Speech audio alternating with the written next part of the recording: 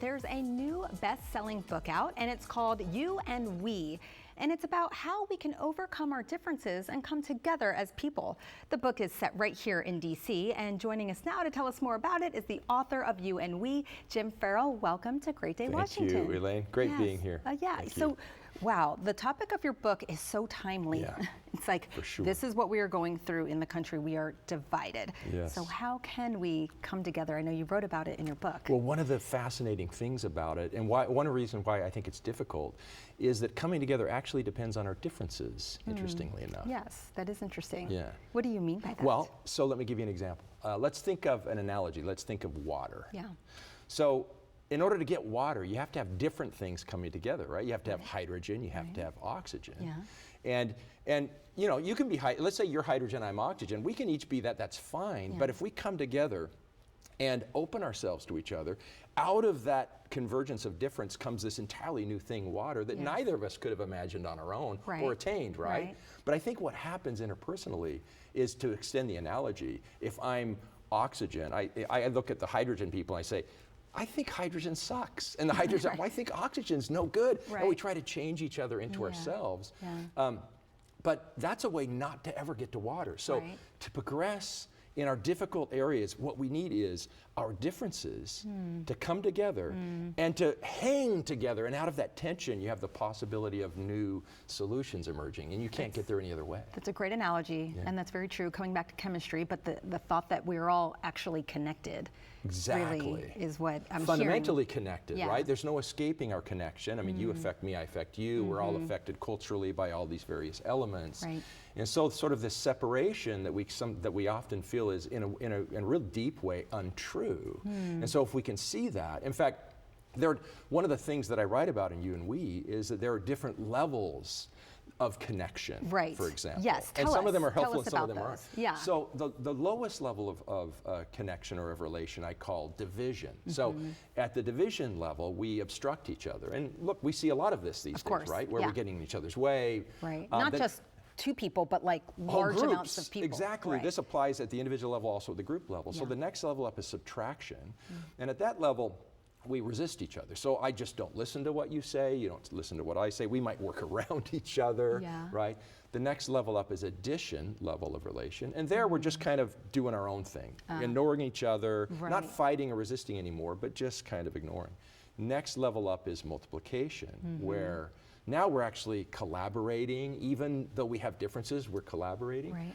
And then the highest level is a level in You and We I write about called compounding. And at that level, this is really the making water level. So the differences are coming together, and there's this integration, this convergence, where we still hold our differences. In fact, we must, or there's no water. But we hold to each other with this deep integration, and that's where the new can be created. So you're saying we don't have to change our differences. We just need to, we can still be different and have different thoughts and opinions, but we can still come together. Absolutely. And have a new possibility of something. I mean, none of us wants, look, we all have our own perspectives, but our own perspectives don't capture everything in the world. That's why there are other perspectives. And so we need the ball, but we need not only those differences, we need those differences who can hold together. And this is where we're starting to shake in this country a lot. We see it, I work with organizations across the country and the world for that matter as well. And we're seeing that in organizations.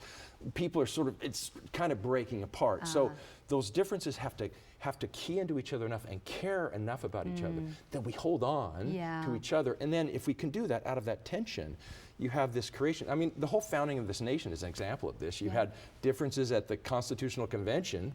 They hung in, they did things together, and they kept hanging on, and then they argued and they debated, and out of that we had a constitution born. We had a nation. Something special came from that. Exactly. Could have come no other way. Yeah. What can someone get out of the book? And I know this isn't so much a self-help or even a manual. It's written like a story. It is written as a story, which I think both makes it really easy to read, because it's interesting because it's set in DC, and the story itself is gripping, but you'll identify with the various characters. And so you're not just reading ideas, you actually start to feel them and live them. And if I were to say one thing, if you want to get to the compounding level, where we get stuck without realizing it is we get stuck in our heads.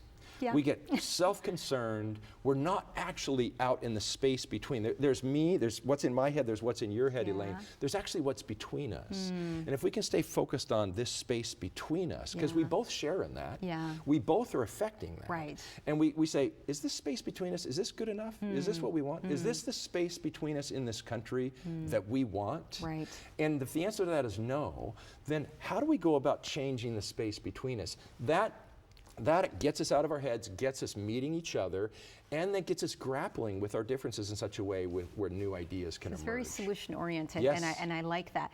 Is this possible if only one person is on board with this?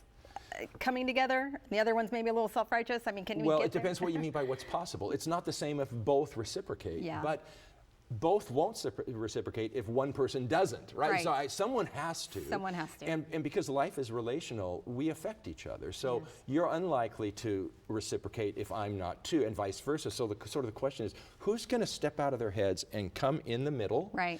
And sort of invite the other to do the same. All right. And they might not be ready today, but maybe it's tomorrow, or All maybe right. it's next week. All right. Well, hey, let's all think about how Let's we do. can maybe do that. Thank Yeah. you so very Thank much. you, Elaine. Really appreciate you Yeah, being here. pleasure. You can order a copy of the national bestseller, You and We, at youandwe.com.